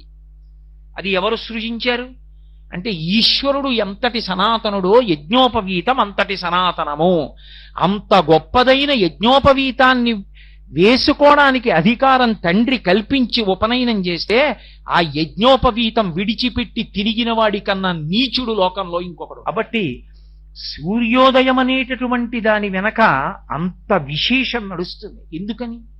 ఎందుకు సూర్యోదయానికి అంత గొప్పతనం ఇచ్చారంటే బ్రహ్మగారు చెప్పుకున్నాడు స్వయంగా, ఆయన మీదనే జగత్తంతా ఆధారపడింది. అందుకని ఆయన ముందు ఎటు ఉదయించాలో నేను నిర్ణయం చేశాను. ఆయన ఎటు ఉదయించాలో నిర్ణయం చేసి ఇది ఆయన దిక్కని చెప్పాను కాబట్టి ఇది ప్రాక్ అని సంతోషపడిపోయాడు. అంటే బ్రహ్మగారంతటి వాడు దిక్కులను సృజించినప్పుడు సూర్యుడు ఎక్కడ ఉదయించాలో నిర్ణయం చేసి దానిని ప్రాక్ అని పిలిచాడు. అంటే తూర్పు దిక్కుకి ఎంత గొప్పతనం ఉందో చూడండి. అందుకే ఏ పని చెయ్యండి తూర్పుకి తిరిగి నమస్కారం చేస్తారు. అందుకే సుందరకాండలో కూడా ఆయన దక్షిణ దిక్కుగా వెళ్ళవలసి వచ్చిన హనుమ అంజలిం పంభుకం కుర్వన్ పవనాయ ఆత్మయోనయే తదోహి వృతే గంతుం అని ఆయన తూర్పు దిక్కుకి తిరిగి నమస్కారం చేస్తాడు, దక్షిణ దిక్కుకి వెళ్ళవలసి ఉండి కూడా. అంటే తూర్పు దిక్కుకి నమస్కారం చేయడం ఎందుకు అంటే భగవానుని యొక్క ప్రత్యక్ష స్వరూపం కన్నుల ముందు కదలాడేటటువంటి దిక్కు తూర్పు దిక్కుయే. ఆయన బయలుదేరుతున్నప్పుడు ఒక విశేషం జరుగుతుంది. ఇది చెప్పినవాడు ఎవరో సామాన్యుడు అనుకోకండి. ఇప్పుడు నేను చెప్తున్న విషయాన్ని చెప్తున్నవాడు మయూరభట్టు అని ఒక మహాకవి. ఆయనకు ఒకప్పుడు కుష్ఠవ్యాధి వచ్చింది. వచ్చి వేళ్ళు ఊడి కింద పడిపోతున్నాయి. కింద పడిపోతుంటే ఆయన కోణార్క వెళ్ళి కోణార్కలో ఉన్నటువంటి సూర్య దేవాలయానికి ప్రదక్షిణాలు చేశాడు. ప్రదక్షిణం చేసి రోజు సూర్య భగవానుడి వంక తిరిగి స్తోత్రం చేశాడు. అప్పుడు ఆయనను అనుగ్రహించి సూర్య భగవానుడు ఆయనకు వచ్చిన కుష్ఠవ్యాధి పోగొట్టాడు. పోగొట్టినప్పుడు అరుణారుణ కాంతులతో వస్తున్నటువంటి ఆ సూర్య రథాన్ని చూస్తే, అందుకే సూర్యుడికి ఎంత గొప్పో సూర్య రథానికి అంత గొప్ప ఉంది. సూర్య రథాన్ని స్మరించినా సూర్య రథాన్ని భావన చేసినా ఆయన వస్తున్నటువంటి వేళ రథం వంక చూసినా కూడా అంతటి అభ్యున్నతి కలుగుతుంది. దాన్ని నేను చెప్పట్లేదు, మయూరభట్టు చెప్పాడు మహానుభావుడు. ఎందుచేత అంటే మీరు చూడండి, లోకంలో శివరథం అండి అని కట్టి పూజ చేయరు, విష్ణురథం అండి అని కట్టి ఇళ్లలో ఎవరు పూజ చేయరు, సూర్యరథం అండి అని మాత్రం కట్టి పూజ చేస్తారు. ఎప్పుడు మాఘమాసం వస్తే ప్రత్యేకంగా ఆదివారాల్లోనూ రథసప్తమి నాడు ప్రకృతి చేత ఆ సమయంలో ఏది ఇవ్వబడుతుందో దానితో కడతారు. ఆ సమయంలో చిక్కుడుకాయలు ఎక్కువ వస్తాయి. చిక్కుడుకాయలకి వెదురు పుల్లలు గుచ్చి సూర్యరథం కట్టామని సూర్యరథం పెట్టి చిక్కుడాకు వేసి అందులో పాయసాన్నం పెట్టి ఆయనకి నైవేద్యం పెడతారు. ఎందుకు సూర్యరథం ఒక్కటే కడతారో తెలుసా? లోకంలో సూర్యరథాన్ని మీరు కాలంగా 4 చిక్కుడుకాయలకి 4 పుల్లలు గుచ్చి అక్కడ పెట్టి చూసినా సరే. మాఘమాసం ఎందుకు అంటే సూర్యబింబం ఆవిర్భవించినటువంటి మాసం అది. అందుకని ఆ మాసంలో పట్టు ఎక్కువ. అటువంటి మాఘమాసంలో ఆయనకి రథం కట్టడం ఎందుకు అంటే ఆయన రథం తిరుగుతున్నప్పుడు ఒక చమత్కారం జరుగుతుందిట. మండలాకృతిలో గుర్రాలు తిరిగినట్టు తిరుగుతాడు. ఆ తిరుగుతుంటే ఆయన ప్రాంగ్ముఖం ఇంద్రుడి వంక చూస్తాట. మొదట తూర్పు దిక్కుకి తిరిగి చూసేటప్పటికి ఆయనకి గౌతమ మహర్షి శాపం ఉంది. ఒళ్ళంతా ఆయనకి నేత్రములుగా కళ్ళలా కనపడతాయి. అవి ఇతరులు చూసినప్పుడు పద్మాల మాల వేసుకున్నట్లు పద్మాల్లా ఉంటాయిట. సూర్యుడు తూర్పు దిక్కుకి తిరగగానే ఆ కిరణములు ఇంద్రుడి మీద పడితే ఆ ఇంద్రుడి ఒళ్ళంతా పద్మాల మాలలు విచ్చుకున్నట్టుగా కనపడి 2 చేతులెత్తి నమస్కరిస్తాట. ఆయన తూర్పు దిక్కును వస్తున్నప్పుడు ఆ అరుణకాంతులలో ఇంద్రుడు సంతోషించినటువంటి ఆ కాలమునందు రథదర్శనం వంక తిరిగితే ఒక్కసారి దర్శనం చేస్తే ఇంద్రప్రసాదాత్ రాజ్యాభివర్ధనమశ్నుతే అంటే ఏ అధికారమునందున్నారో ఆ అధికారము నిలబడుతుంది. రాజ్యాభివర్ధనమశ్నుతే ఏ పదవిలో ఉన్నావో అందులో వృద్ధిలోకి వస్తావు. 2 ఆయన అక్కడి నుంచి ఆగ్నేయం వైపుకి తిరుగుతాడు. ఆగ్నేయం వంక తిరగగానే అగ్ని గొప్ప బ్రాహ్మణుడు ఆయన. అందుకే లింగ పురాణంలో వ్యాస భగవానుడు అంటాడు, హవ్యం వహతి దేవానాం కవ్యం కవ్యాసినామపి పాకంచ కురుతే వహ్ని శంకరస్య ఇవ శాసనాత్ అంటాడు. ఆయన గొప్ప లోకోపకారి. ఆయన పితృదేవతలకి కవ్యం పట్టికెడతాడు, దేవతలకి హవ్యం పట్టికెడతాడు. మనకి పాచకుడై వంట బ్రాహ్మణుడై ఇంట్లో అన్నం వండి పెడతాడు. ఎందుకని? భగవత్ శాసనం. ఆయన అలా వండి పెట్టకపోతే అన్నం ఎక్కడి నుంచి వస్తుంది? అందుకని ఆయన అన్నం వండి పెడతాడు. అటువంటి అగ్ని కాంతి స్వరూపుడు. అగ్ని వెలిగితే వేడే కాదు, కాంతి కూడా ఉంటుంది. అంతటి కాంతి కలిగినటువంటి అగ్ని సూర్యుడు తిరగగానే ఒక్కసారి చిన్నబుచ్చుకుని నమస్కారం చేస్తాట. అనూరుడు చెప్తాడు, సూర్య భగవానుడు నీ వైపుకి తిరిగాడు అగ్నిహోత్రుడా, నీ కాంతి ఉపశమనాన్ని పొందింది, తగ్గిపోయింది ఆయన కాంతి ముందు, నమస్కరించంటాడు. ఉత్తమ బ్రాహ్మణుడు. అనూరుడు చెప్పక్కర్లేదు, చెప్పకుండా నమస్కరిస్తాడు. అసలు సూర్య భగవానుడి యొక్క రథ సారథే విచిత్రం. అనూర దర్శనం, అనూర స్మరణం అంత గొప్పది. ఆయన పేరు అసలు అనూరుడు కాదు, అరుణుడు. అనూరుడు అంటే ఊరువులు అంటే తొడలు, అనూరుడు అంటే తొడలు లేనివాడు. అసలు మహాభారతంలో ఆదిపర్వంలో ఆయన గురించి ఒక విశేషం ఉంది. కృతయుగంలో కశ్యప ప్రజాపతికి వినత, కద్రువ అని ఇద్దరు భార్యలైతే వాళ్ళిద్దరూ కూడా కశ్యప ప్రజాపతిని ఎంతో కాలం సేవించారు, కొన్ని వేల సంవత్సరములు సేవించారు అప్పటి ఆయుర్దాయాన్ని బట్టి. సేవిస్తే ఆయన ప్రసన్నుడై అన్నాడు, మీకేం కావాలన్నాడు. కద్రు అంది, నాకు పొడవైన శరీరం కలిగిన వాళ్ళు, పరమతేజోవంతులు, గొప్ప బలం కలిగినటువంటి వాళ్ళు, నాకు కొన్ని వేల మంది పుత్రులు కావాలంది. ఆయన అన్నాడు, తథాస్తు. వినత వంక తిరిగి అన్నాడు, నీకేం కావాలన్నాడు. కద్రువ ఎటువంటి బలవంతుల్ని బిడ్డలుగా అడిగిందో అంతకన్నా బలవంతులు, అంతకన్నా బుద్ధిమంతులు ఇద్దరు కావాలి బిడ్డలని. తథాస్తు అన్నాడు. పుత్రకామేష్టి చేశాడు. పుత్రకామేష్టి చేసి వాళ్ళిద్దరిని అనుగ్రహించాడు. వాళ్ళు గర్భములు దాల్చి అండములు పెరిగితే అండాన్ని తీసి దాదులకిచ్చి నీటి కుండలలో పెట్టి పెంచుతున్నారు.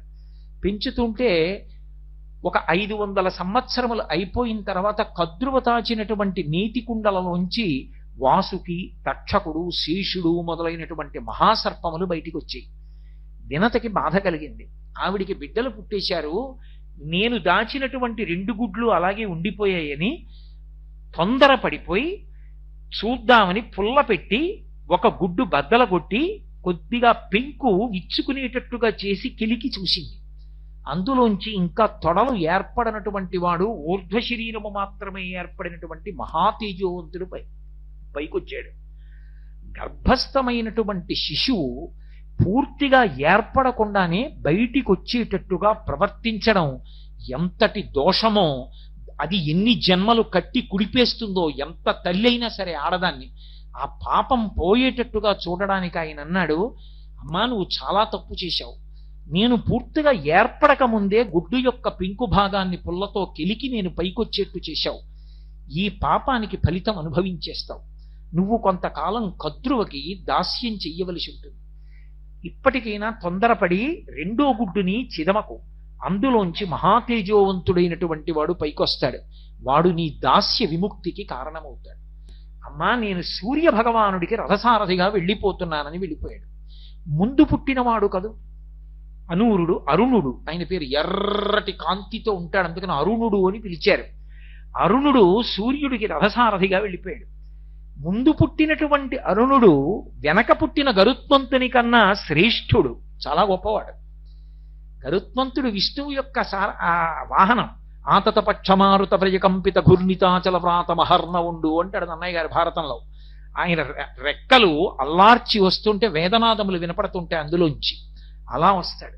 అటువంటి గరుత్మంతుడు విష్ణువుకి వాహనం అయితే మరి ముందు పుట్టిన అన్నగారు అంతకన్నా గొప్పవాడని ఎలా చెప్పడం అంటే, ఇంకా గరుత్మంతుడు విష్ణువుకి తిన్నగా వాహనం అయ్యాడు, తానే గుర్రమైనట్టు వాహనమైతే. కానీ అనూరుడు అలా కాదు, తాను సూర్య రథానికి చోదకుడయ్యాడు. ఆయన భగవంతుడికి వాహనం కాదు, భగవంతుడి వాహనాన్ని నడిపేవాడయ్యాడు. తాను గుర్రముల మీద రథం మీద కూర్చుంటాడు. అందుకని శ్రేష్ఠుడు. గరుత్మంతుడికి పక్షపాతం ఉంది. పక్షపాతం అంటే పక్షములంటే రెక్కలు, పాతము అంటే గాలి వీచేటటువంటి శక్తి. రెక్కలు ఊపుతాడు, రెక్కలు ఊపి వెడతాడు. అనూరుడికి ఆ పక్షపాతం లేదు, అంటే రెక్కలు ఊపి వెళ్ళడు, రథాన్ని నడిపిస్తాడు. అందుకని శాబ్దికంగా చూస్తే పక్షపాతము లేనివాడు అనూరుడు, పక్షపాతం ఉన్నవాడు గరుత్మంతుడు.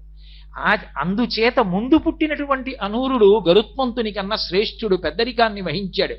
పైగా ఆయన రథాన్ని నడిపేటప్పుడు చాలా ఆశ్చర్యం ఉంటుంది. రోజు సూర్య రథానికి తెల్లవారకట నమస్కారం ఎంతమంది చేస్తారో వర్ణిస్తారు. అసలు దాన్ని భావన చేసి ఆ బింబం వంక చూస్తే చాలండి తెల్లవారకట్ట. ఇప్పటికీ నాకు విశాఖపట్నం ఉపన్యాసాలకు వెళ్ళడం అంటే సరదా ఏమిటంటే, ఓ రోజు తెల్లవారుధామం లేచి సంధ్యావందనం చేసి సముద్రపుడి వెళ్ళి కూర్చుంటాను. కూర్చుంటే అందులోంచి అసలు ఆ అరుణారుణ బింబం లేస్తుంటే ఎర్రటి కాంతులు సముద్రం మీద పడి వెనక వైపు తెల్లవారిపోయి వెలుతురు వచ్చి ఎర్రటి కాంతులలో ప్రాణులన్నీ కూడా ఏదో చిన్నప్పుడు సంబరాల్లో ఎర్రకాగితం కళ్ళజోడు పెట్టుకుంటే అన్ని ఎర్రగా కనపడ్డట్టు కనపడతాయి. కాసేపటికి బంగారు రంగులోకి తిరిగిపోతాడు. ఆ తర్వాత ఇక దుర్నిరీక్షుడు. అసలు ఆ సూర్యోదయ ఘట్టాన్ని చూడ్డమే చాలు. అనూరుడు సారథ్యం వహించి భగవానుడు కూర్చోడానికి ముందే సిద్ధపడి రథాన్ని పట్టుకుని నిలబడతట. ఒక కవి చమత్కరించాడు, అసలు సూర్యరథం వచ్చే ముందు ఎందుకు ఆకాశం ఎర్రబడుతుంది అన్నాడు. అంటే ఆయన అన్నాడు, మరి శరత్కాలంలోనూ రథం తిరగాలి, హేమంత ఋతువులోనూ రథం తిరగాలి, మంచు కదూ, అంత చలి. రథంలో వెనకాతలో ఉన్నవాడికి ఏముంది, అంత చలిగాలి తగలదు. అప్పర బెర్తవాడికి తగిలిన ఏసీ లోయర్ బెర్తవాడికి తగలనట్టు. కాబట్టి వెనకనున్నవాడు సూర్యుడు, ముందునున్నవాడు అనూరుడు. చల్లటి కాంతి ఈయన కొట్టేస్తుంటుంది. అందుకని ఆయన ఏం చేశాడంటే ముందు ఓ చలిమంట కూడా వేసుకున్నట్ట, వెచ్చగా ఉంటుందని. అదే ఆ ఎర్రటి కాంతి అని ఎవరి భావన చేత వారు తరించారు. ఆ అనూరుడు రథం మీద ఎక్కేటప్పటికి ఇంద్రుడు పరవశించిపోతాట సూర్యరథాన్ని చూసి. అగ్నిహోత్రుడు ఇంతటి తేజోవంతుణ్ణి అయినా ఆయన తేజస్సు ముందు నా తేజస్సు అణిగిపోయిందని మహోత్కృష్టమైన బ్రాహ్మణుడు అగ్నిహోత్రుడు రెండు చేతులు ఎత్తి నమస్కరిస్తాట. లోకాలనన్నింటినీ బాధ పెట్టగలిగిన వాడు ఎవరి పేరు చెప్తే ఎవరైనా గడగడలాడిపోతారో మహాజ్ఞానులు తప్ప. అటువంటి యమధర్మరాజు గారి వైపుకి రథం తిరుగుతుంది దక్షిణ దిక్కుకి. మరి దక్షిణ దిక్కుకి యముడు కదూ అధిపతి. తిరిగేటప్పటికీ అనూరుడు చెప్తాట, ఓ యముడా సూర్యరథం తిరుగుతోందంటాడు. అనేటప్పటికీ ఆయన ముందు ఏం చేస్తాడంటేట గబగబా తీసుకెళ్లి తన మహిషాన్ని దాచేస్తాడు, దున్నపోతుని. ఎందుకంటే ఆజన్మ వైరం అని ఉంటుంది కొన్ని ప్రాణులకు. వేదంలో చెప్తారు. వేదంలో ఒకప్పుడు వశిష్ఠుడు ఇంద్రుడి ఇంటికి వెళ్ళాడు. దేవశుని అని ఇంద్రుడి కుక్క, అది పెద్దగా అరిచింది. ఎందుకంటే ఇంద్రుడు మంచి డాముగా ఉంటాడు, కిరీటం అవి పెట్టుకుని.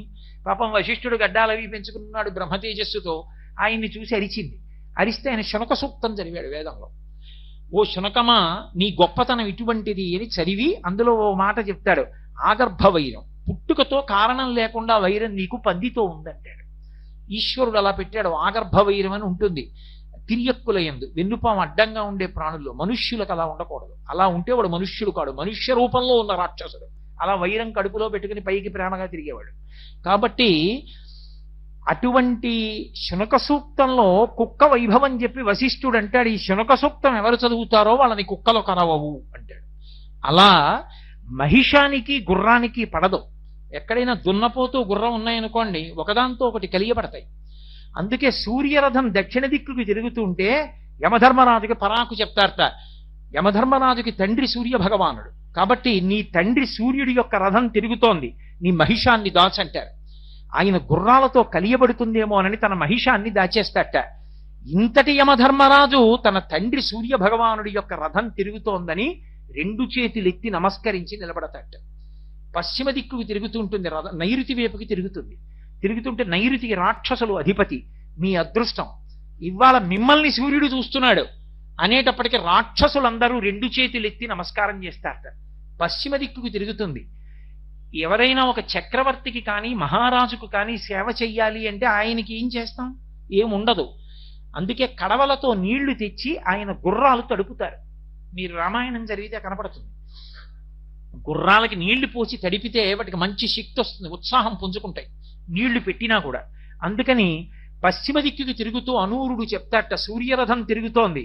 ఓ వరుణుడా, వరుడు జలములకు అధిపతి, ఓ వరుణుడా నీ యొక్క జలముల చేత ఈ రథాశ్వములను తడుపంటాడు. వరుణుడు నీటితో తడుపుతట. అవి మంచి ఉత్సాహాన్ని పొందుతాయి. పొందిన తరువాత అవి వాయువ్యానికి తిరుగుతాయి. వాయువ్యానికి తిరుగుతుంటే వాయుదేవుడు వచ్చి రెండు చేతులు ఎత్తి నిలబడతాడు. నిలబడితే ఓ వాయువా, తడిసిన శరీరాలతో గుర్రాలు పరిగెడుతున్నాయి, నువ్వు ఎదురుగా గాలి రా, వాటికి చల్లగా ఉండి సంతోషాన్ని పొందుతాయి. ఎందుకంటే అవి ఒక్కసారి ఇబ్బంది పడతాయిట. ఎప్పుడు అంటే ఆకాశగంగ ప్రవహించిన మార్గంలో ఆ గుర్రాలు వెడుతున్నప్పుడు వాటి కాళ్ళు అందులో కొంచెం ఇరుక్కుంటూ ఉంటాయిట. అవి లాక్కుని పరిగెడుతుంది ఆ రథం. అప్పుడు అవి శ్రమ కలగకుండా నీటితో తడపబడి ఆ వాయువు యొక్క స్పర్శ కలిగితే చల్లగా ఆ సూర్య రథం తిరుగుతుంది, ఉత్తర దిక్కుకు వస్తుందిట. సూర్యుడే ప్రసన్నంగా చూసి కుబేరుడు వంక చూసి కనుబొమలు ఎగరేస్తాట. ఎందుకు అంటే శంఖనిధి పద్మనిధి అనబడేటటువంటి 2 నిధులకు అధిపతి, నవనిధులకు. ప్రత్యేకించి అందులో శంఖనిధి పద్మనిధి, శంఖము పద్మము ఈ 2 శ్రీ మహావిష్ణువు యొక్క ఆభరణాలు. అందుకే కదూ ఆయన శంఖం గద పద్మము ఇవన్నీ పట్టుకుని ఉంటాడు. కాబట్టి శంఖనిధి పద్మనిధి నీ దగ్గర ఉన్నాయి, అవి 2 ఆయనకి ఇష్టం. అందుకని ఒకసారి ఆయన వంక చూసి ఓ చిరునవ్వు నవ్వుతట. సూర్యుడి చిరునవ్వు చాలు నీ పదవి నిలబడుతుందంటట అనూరుడు. ఈశాన్యం వైపుకి తిరుగుతుంది, శివుడు వస్తాడు. అయ్యా ఇది బింబ ప్రతిబింబ న్యాయం అంటట అనూరుడు. నేను ఇళ్ళ అద్దం ముందు నించున్నాను అనుకోండి, ఇప్పుడు నేను బొట్టు సరిగ్గా పెట్టుకోలేదు అనుకుంటే ప్రతిబింబానికి పెడతానా నేను పెట్టుకుంటానా? నేను పెట్టుకుంటే ప్రతిబింబం సరిగ్గా పెట్టు కనబడుతుంది. బింబం ఒకటి ప్రతిబింబం ఒకటి కాదు, బింబ ప్రతిబింబములు ఒకటే. అలా అనూరుడంటే అట్ట వెనక్కి తిరిగి ఈయనకే నమస్కారం, ముందుకి తిరిగి ఈయనకే నమస్కారం, 2 రూపాలతో కనపడుతున్నాడు ఒక భగవానుడు. అంటే శివుడు సూర్యుడు అభేదం. ఎందుచేత అంటే భౌరంభంశనలో నిలోంబర మహార్నాదో హిమాంసు పుమాన్ ఇత్యాభాతి చరాచరాత్మకమిదం యస్యైవ మూర్త్యష్టకం నాణ్యకించన విద్యతే విమృశతాం యస్మాత్ పరస్మాత్ విభో తస్మై శ్రీ గురుమూర్తయే నమయిదం శ్రీదక్షిణామూర్తయే అని ఆయన కోణార్కలో సూర్యలింగం అయి ఉంటాడు. కాబట్టి సూర్యుడే శివుడు, శివుడే సూర్యుడు. కాబట్టి బింబ ప్రతిబింబాలుగా ఒకే సూర్యుడు 2 రూపాలతో కనపడుతున్నాడని అనూరుడు ముందుకి వెనక్కి కూడా నమస్కారం చేస్తాట. ఆ అనూరుడు రథమెక్కి కూర్చోగానే సూర్యనారాయణమూర్తి కూర్చుని అనే ముందు అనూరుడు ఇలా చూస్తాట, వెనక్కి చూస్తే రథాన్ని మొదలుపెట్టు అంటే చూడండి, లోకంలో రథ చోదకులు ఉంటారు. మీకు బాగా అర్థం అవ్వాలి అంటే ఓ కారు డ్రైవర్ ఉన్నాడు అనుకోండి, ఎవరికి చెప్తాడు దానికి ఇబ్బంది వస్తే? ఎంత యజమానైనా రక్షింపబడేది డ్రైవర్ వల్లే కదూ, ఆయన బాగా నడిపితేనే కదూ. అందుకే కృష్ణుడు సారథ్యం వహించాడు. అయ్యా ఈ మధ్య బ్యాక్ టైర్ అంత బాగులేదండి, కొంచెం చక్రం మారిస్తే బాగుంటుంది సార్ అంటాడు కదూ, యజమానికే చెప్పాలి. సూర్యుడి వంక ఇలా చూస్తాట అనూరుడు. చూస్తే సూర్యుడు అంటాట, ఓ అనూరా, రథానికి పగ్గాలు మారుద్దాం అనుకుంటున్నావేమో, వరుణుడిని అడుగుదాం అనుకుంటున్నావేమో, పాశాలు వరుణుడి దగ్గర పాశాలు ఉంటాయి, అందుకే ఆ వరుణ పాశములు అంటారు. ఆ పాశములు ఉంటే అవి గుర్రాలకి వేద్దాం అనుకుంటున్నావేమో మంచి పాశాలని. మన గుర్రాలకి వాడే పాశాలుగా వరుణ పాశాలు కూడా పనికిరావు, ఇవి సర్పపాశాలు. గొప్ప సర్పములను పాశములుగా వేసి పట్టుకుంటాడు అనూరుడు. కాబట్టి వరుణుడి పాశములు మనకి పనికిరావు, అందుకని ఎప్పుడూ ఈ పాశములు మారుద్దామని ఆలోచించకు అంటే. ఇంకా తల తిప్పలేదు తరుణుడు. చూసి అంటాట, గుర్రాలు చాలా కాలం నుంచి ఉన్నాయి, ఒక గుర్రాన్ని మారుద్దాం అనుకుంటున్నావేమో, ఇంద్రుడి దగ్గర ఉన్న ఉచ్చైశ్రవం కూడా మన గుర్రాల్లో ఏ గుర్రానికి సరిపోదు, అందుకని గుర్రాల్ని మార్చే అవకాశం ఉండదు, ఇవి ఎప్పటికీ జవసత్వములతో ఉన్నవే, పోనీ అంటట. అయినా అనూరుడు అలా చూస్తాట. చూస్తే సూర్యుడు అంటాట, ఏమి మనకి ఏకచక్రధరం దేవంతం సూర్యం ప్రణమామ్యహం, మన రథచక్రం ఒకటే కదూ, చాలా కాలం నుంచి ఇదే రథచక్రం తిరుగుతోంది, దీనికి ఏమైనా మరమ్మత్తు చేయిద్దామంటే బండి ఆపకూడదు, అందుకని చక్రం తీసి చక్రం వేసుకెళ్ళిపోదాం అనుకుంటున్నావా? అందాక విష్ణువు సుదర్శన చక్రం అడుగుదాం అనుకుంటున్నావా? మన చక్రానికి ఏ సమస్యలు రావు, పద, మన రథానికి ఎదురు లేదంటట. లోపల కూర్చున్నవాడి అనుగ్రహాన్ని ఒకసారి స్మరిస్తాట. ఆయన ఆ మాట అన్నాక రథానికి ఎదురేమిటని పగ్గాలోసారి పట్టి లాగి విడిచిపెడతాట, బయలుదేరుతుంది రథం. అందుకని సూర్య రథం బయలుదేరింది అంటే గుర్తేమిటో తెలుసా? ఇంతమంది లేచి నిలబడి నమస్కారం చేస్తుంటారు. ఎలా? పరమ సంతోషంతో. అనూరుడు ఆ రథాన్ని బయలుదేరదీస్తుంటే సూర్య భగవానుడు కర్మఫల ప్రదాతయ్యి లోకమంతటి చేత కూడా ధర్మానుష్ఠానం చేయిస్తూ మహానుభావుడు బయలుదేరుతాడు. అందుకే అటువంటి సూర్యుడు బయలుదేరుతుండగా ఆ రథం వంక తిరిగి ఒక్కసారి నమస్కారం చేసి, దానికి పూజ ఏమిటండి? ఇక శంకరాచార్యుల వారు సౌందర్యలహరి పూర్తి చేస్తూ ఓ మాట అంటారు, ప్రదీపజ్వాలాభిర్దివసకర నీరాజన విధి అంటారు. ఏదో సూర్యుడి దగ్గరికి సూర్యుడికి నీరాజనం ఇస్తానని పళ్ళెంలో కర్పూరం వేసి వెలిగించిస్తే ఇది ఆయనకి హారతి ఇవ్వడానికి సరిపోతుందా? సరిపోదు. అలా ఆయనకి పూజ అంటే ఒకటే, మీరు స్నానం చేసి 2 చేతులు కట్టుకుని ఆయన వంక తిరిగి ఆయన నమస్కార ప్రీతి, ఆయన ఉదయించడం మొదలవగానే రెండు చేతులు ముకిలించి నమస్కారం చేసి పరమ సంతోషంతో భావన చేస్తున్నారు అనుకోండి, ఎంత ఆనందపడిపోతూ ఉంటుందో ప్రపంచం. ఆ మందిరేహులు ఎలా పడిపోతున్నారో, రథం బయలుదేరడం, అనూరుడు ఆ వైభవం, అన్ని దిక్కుల వాళ్ళు నిలబడడం, మండలాకారంగా రథం తిరగడం, ఇదంతా ఒక్కసారి భావన చేస్తే చాలట. మనసులో ఒకసారి సూర్యరథం కదిలితే చాలు, ఈ రథానికి ఇబ్బంది కాదు. పరమ ధార్మికంగా ఈ రథం వెళ్ళిపోతుంది. అందుకే సూర్య రథం అంత గొప్పది, సూర్యరథ స్మరణం అంత గొప్పది. అందుకే మీరు చూశారో లేదో, కొన్ని చోట్ల దేవాలయాలు రథాకారంతో ఉంటాయి. ఇప్పటికీ ద్రవిడ దేశంలో కుంభకోణంలో రథాకారంలో ఉంది క్షేత్రం. అలాగే మనకి వెంకటాచలంలో గోవిందరాజస్వామి దేవాలయంలో కృష్ణ పరమాత్మ చాలా విచిత్రమైన రీతిలో కూర్చుని ఉంటాడు. అక్కడ ఆయన కూర్చుని ఓ కాలు ఇలా మడిచిపెట్టి ఉంటాడు. పూర్వం అక్కడ ఒక బోర్డు ఉండేది, పార్థాయతచతుర్షారజినత్వయైవ యౌదర్శితౌ స్వచరణౌ శరణం వ్రజేతి భూయోపి మహ్య మహతౌ కరదర్శితౌ తే శ్రీ వెంకటేశ చరణౌ శరణం ప్రపద్యే అని శ్లోకం ఉండేది. చక్కగా వెళ్ళిన వాళ్ళందరూ చదువుతూ ఉండేవారు. ఆ కూర్చున్న ఆయన ఎక్కడున్నాడో అక్కడ ఇప్పటికీ కూడా రథాకారం ఉందని, అది భూమిలోకి దిగబడిపోయి మూర్తొక్కటే మిగిలిందని చెప్తారు పెద్దలు. అది కూడా రథాకారమైన దేవాలయం అని. అలాగే కోణార్క్ సూర్యరథం, సూర్యరథం ఎలా ఉంటుందో రథాకారంగానే దేవాలయం ఉంటుంది. అందుకే కోణార్కకి ప్రదక్షిణం, సూర్యదేవాలయ ప్రదక్షిణం సూర్యరథ ప్రదక్షిణం. అది మామూలుగా లభించేది కాదు, అంత గొప్పది. కాబట్టి సూర్యుని యొక్క రథాన్ని స్మరించడం, మానసికంగానైనా దర్శనం చేయడం కూడా అంత విశేషం. సూర్యోదయ కాలమునందు ఎంత విశేషం జరుగుతుందంటేట తిక్కన గారి విరాట పర్వంలో చెప్తారు.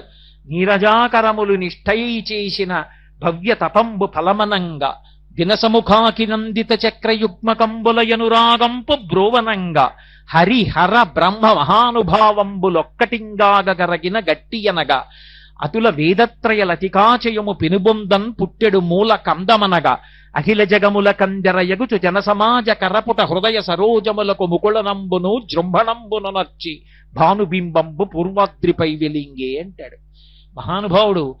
మహాసౌరంలో చెప్పబడినటువంటి విశేషాలన్నిటినీ కూడా తీసుకొచ్చి ఒక పద్యంలోకి ఇమర్చేశారు. అందుకు మహానుభావుడు తిక్కన గారు ప్రాతస్మరణీయుడయ్యాడు, సోమయాజి అయ్యాడు. నీరజాకరములు నిష్ఠయై చేసిన భవ్యతపంబు ఫలమనంగా.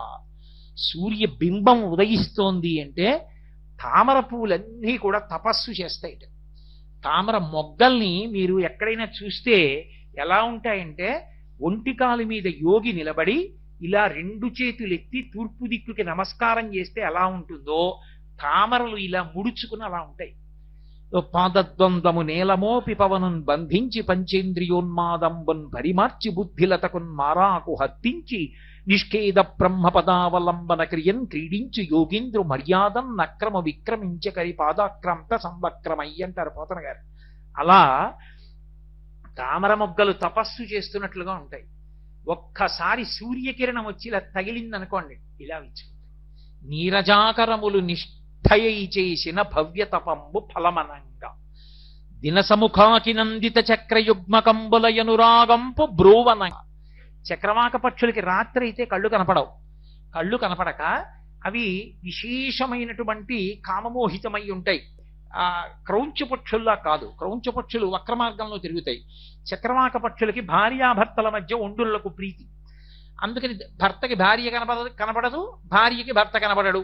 అందుకని చంద్రుడు ప్రకాశించినంతసేపు కూడా అవి పాపం బాధపడుతూ అలా కూర్చుంటాయిట. ఎప్పుడు తెల్లవారుతుందా, ఎప్పుడు తెల్లవారుతుందా, ఎప్పుడు నా భార్య కనపడుతుందా, ఎప్పుడు నా భర్త కనపడతాడా అని తపస్సు చేస్తున్నట్టుగా కూర్చుంటాయి. దినసముఖాకి నందిత చక్రయుగ్మకంబులయనురాగంపు బ్రోవనంగా.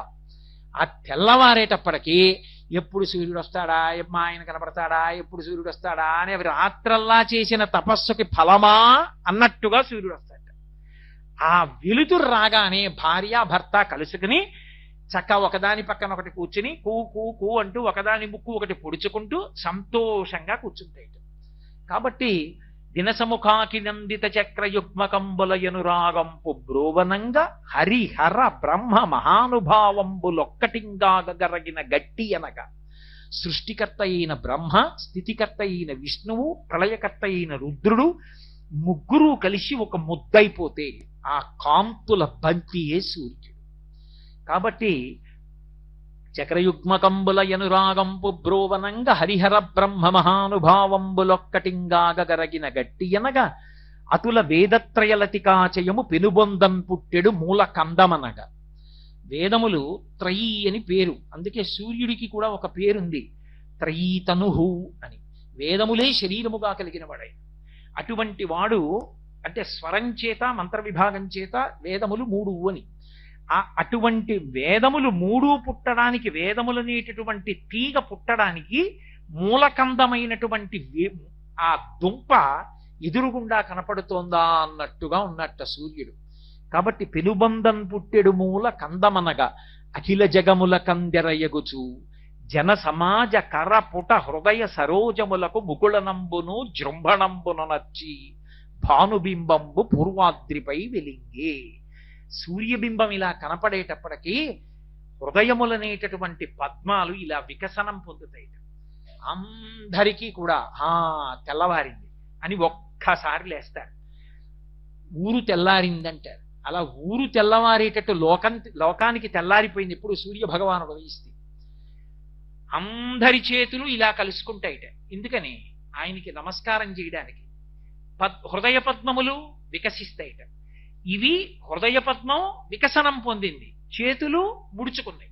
చంద్రకాంతికి విచ్చుకునేటటువంటి ఆ సరోజములలా, సూర్యకిరణాలకి ముడుచుకునేటటువంటి సరోజములలా ఇలా చేతులు ముడుచుకుంటే హృదయ పద్మములు వికసనాన్ని పొందేట.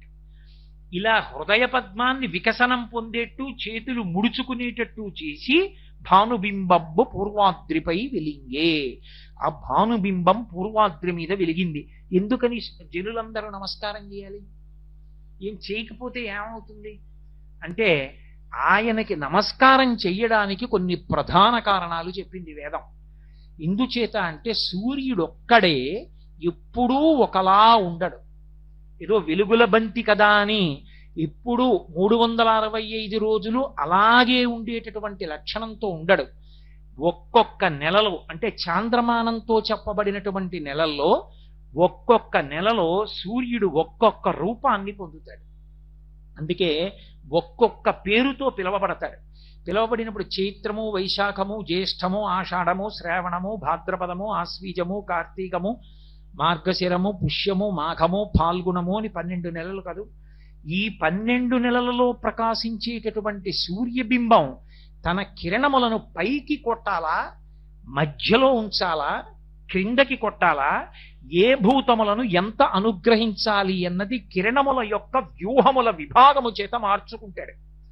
ఆ మార్చుకున్నప్పుడు ఒక్కొక్క నెలలో ఒక్కొక్క పేరుతో మారిపోతుంది కాంతి. అందుకే ఈ 12 నెలల్లో పిలిచేటటువంటి సూర్యులకు 12 పేర్లున్నాయి. ప్రతి నెలకి సూర్యుడు అనరు. సూర్యుడు మూలకందం.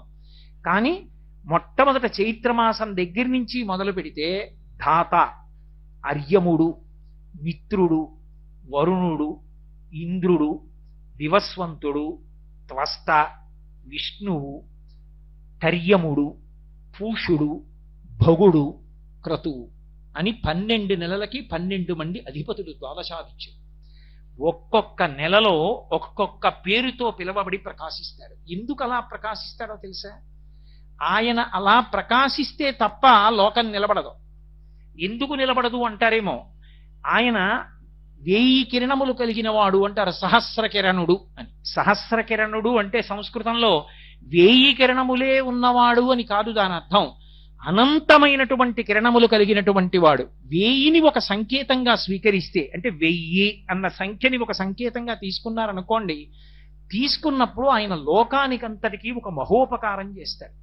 చేసినప్పుడు ఆయన ఉపకారం చేసేటప్పుడు తిరుగులేని ఉపకారం అది. ఆ ఉపకారం చేసేటప్పుడు 400 కిరణములను 5 వ్యూహముల చేత పైకి కొడతాడు, ఆకాశం వైపుకి.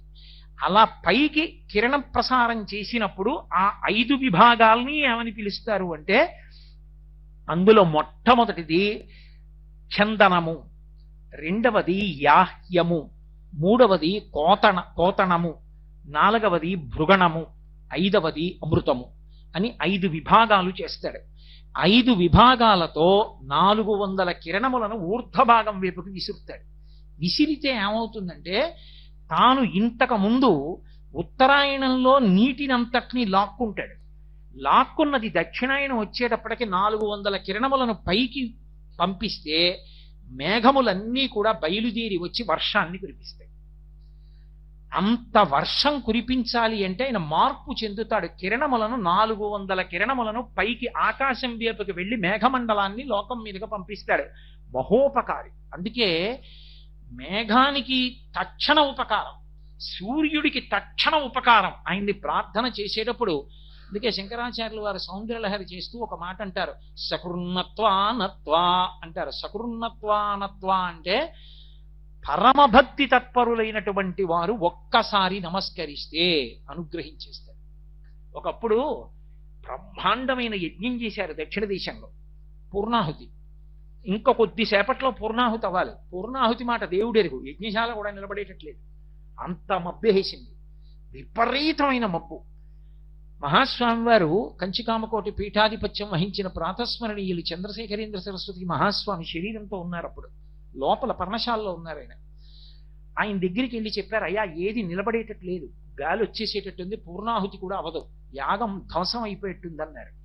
ఆయన బయటికి వచ్చి సత్యదండం ఎత్తి సూర్య భగవానుడికి నమస్కారం చేసి ఆయన కాషాయ వస్త్రంలో దారం ఒకటి తీసి విసిరేది, విసిరి నమస్కారం చేశారు.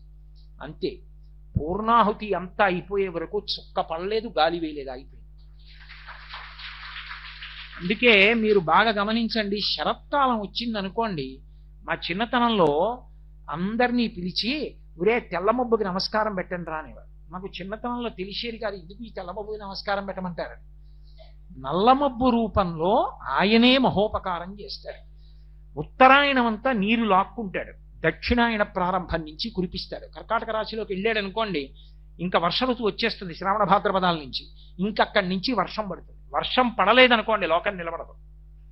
ఆ వర్షం పడాలి అంటే ఈ 5 వ్యూహముల చేత, ఇందాక నేను మీతో మనవి చేశానే, చందనము, యాహ్యము, కోతనము, భృగణము, అమృతము అనబడేటటువంటి 5 విభాగములు చేసి ఈ 5 విభాగములుగా 400 కిరణములను ఆకాశం వైపుకి తిప్పి మేఘమండలాన్ని పంపించి వర్షం కురిపిస్తాడు.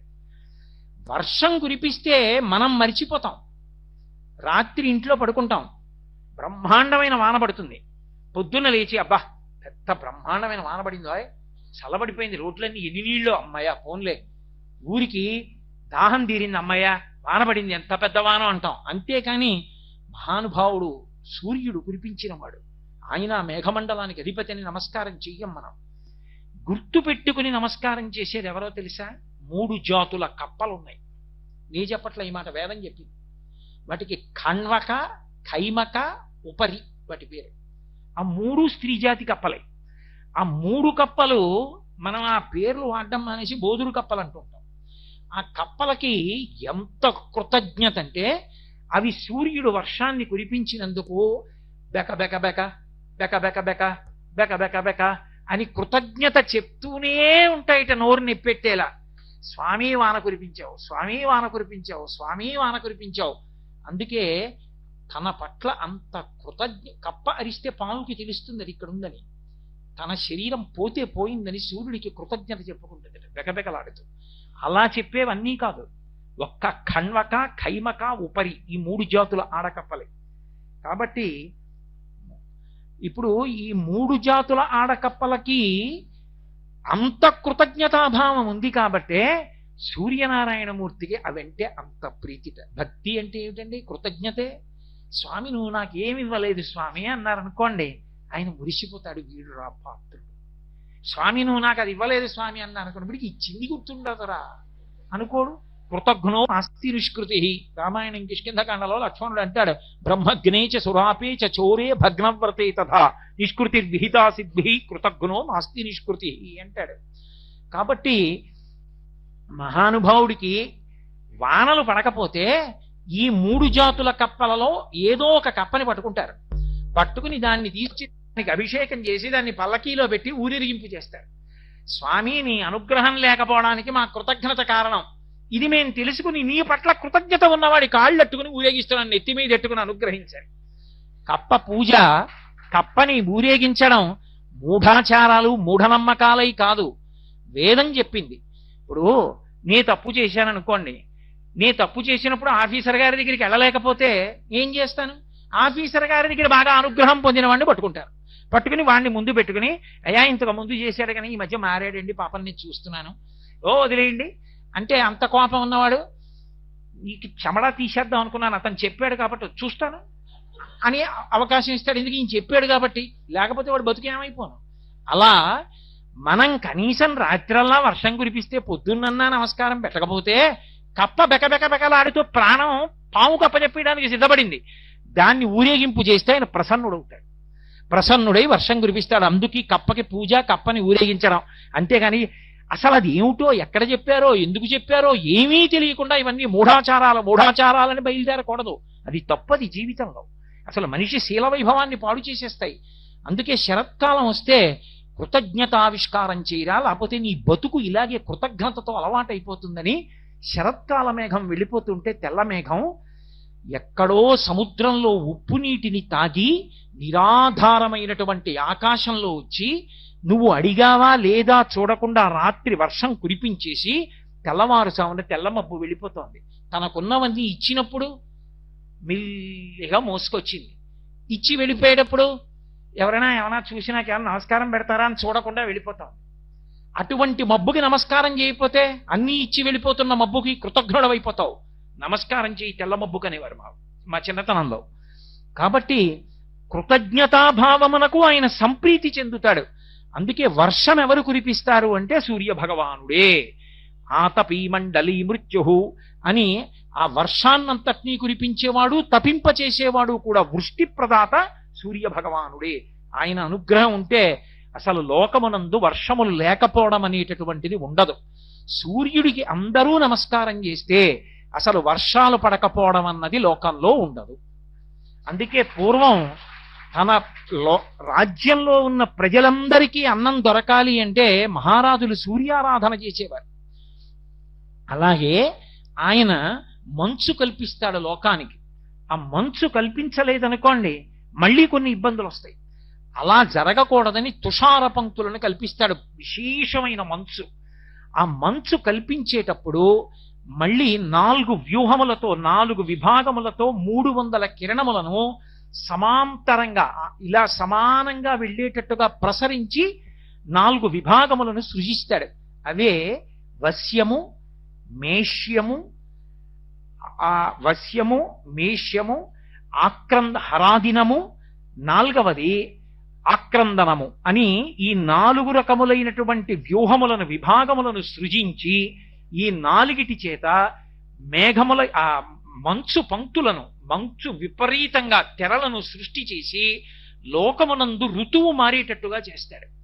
అలాగే దేవతలను, పితృదేవతలను, మనుష్యులను ప్రత్యేకంగా ఎముకలు పెరగడానికి కావలసినటువంటి శక్తి కిరణములలో ఉండి విశేషముగా ప్రసారమయ్యేటట్టు, ఆరోగ్యము ప్రదానమయ్యేటట్టు చేయడానికి గ్రీష్మ ఋతువుని కల్పించి గ్రీష్మ ఋతువులో చంద్రాస్తము, శుక్రాస్తము అని 2 విభాగములను సృజిస్తాడు.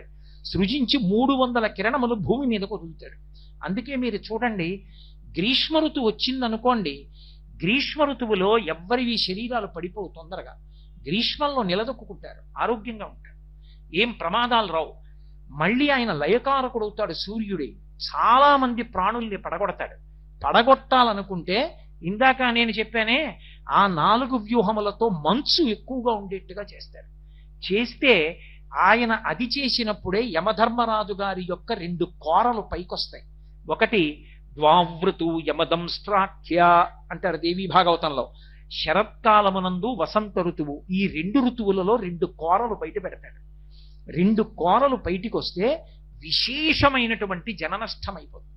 అందుకే యథార్థానికి గ్రీష్మ ఋతువులో చనిపోయే వాళ్ళకన్నా శరత్కాలమునందు వసంత ఋతువునందు చనిపోయే వాళ్ళు ఎక్కువ మంది ఉంటారు. అందుకే శరత్కాల ప్రారంభంలో శారదానవరాత్రులు చేసి అమ్మవారిని ఆరాధన చేస్తారు.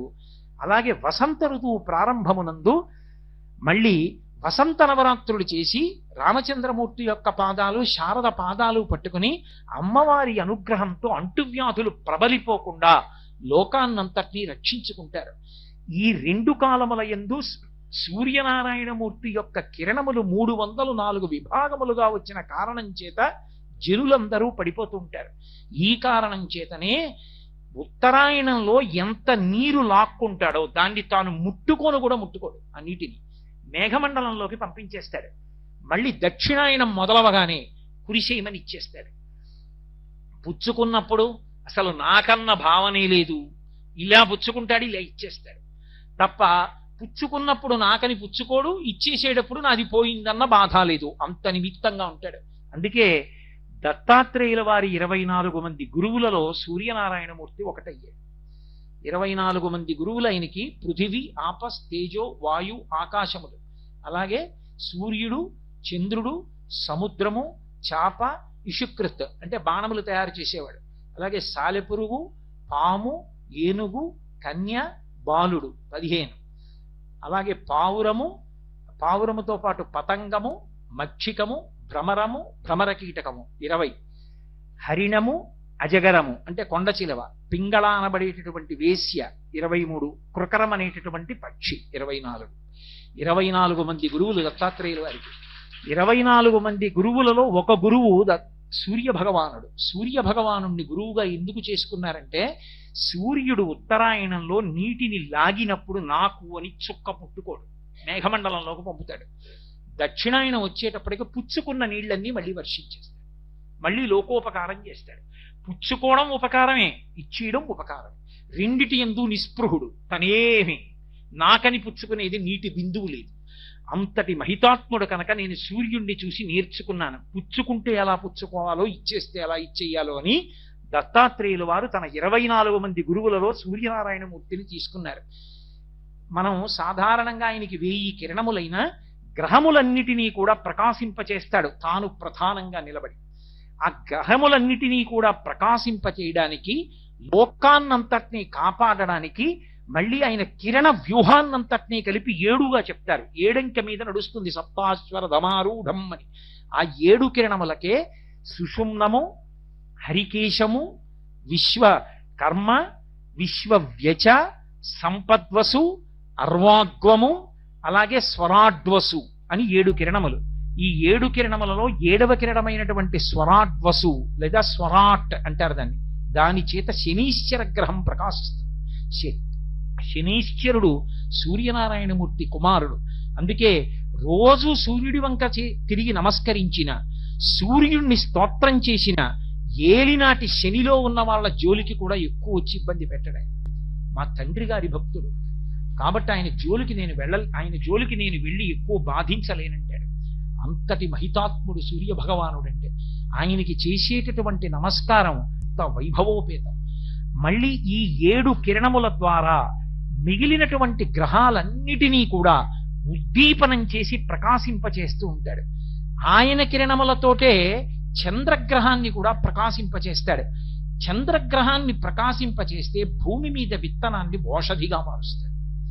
అసలు అలా ఓషధిగా ఎలా మారుస్తాడో, ఎంత గొప్పతనాన్ని తీసుకొచ్చాడో మహాభారతంలో వ్యాసుల వారు 2 చేతులెత్తి నమస్కరించి సూర్య భగవానుడి వైభవం గురించి ఏమని చెప్పారో, ఎందుచేత ఆయన లోకమంతా ఆయనకి నమస్కరించాలో, జన సమాజ కరపట హృదయ సరోజములకు ముకుళనంబును జృంభణంబును నర్చి భానుబింబంబు పూర్వాద్రిపై వెలింగే అని తిక్కన గారు ఎందుకన్నారో, అలా నమస్కారం మనం చేయవలసిన అవసరం ఎక్కడుందో, సూర్యుడికి చేసిన ఒక్క నమస్కారం లోకాన్ని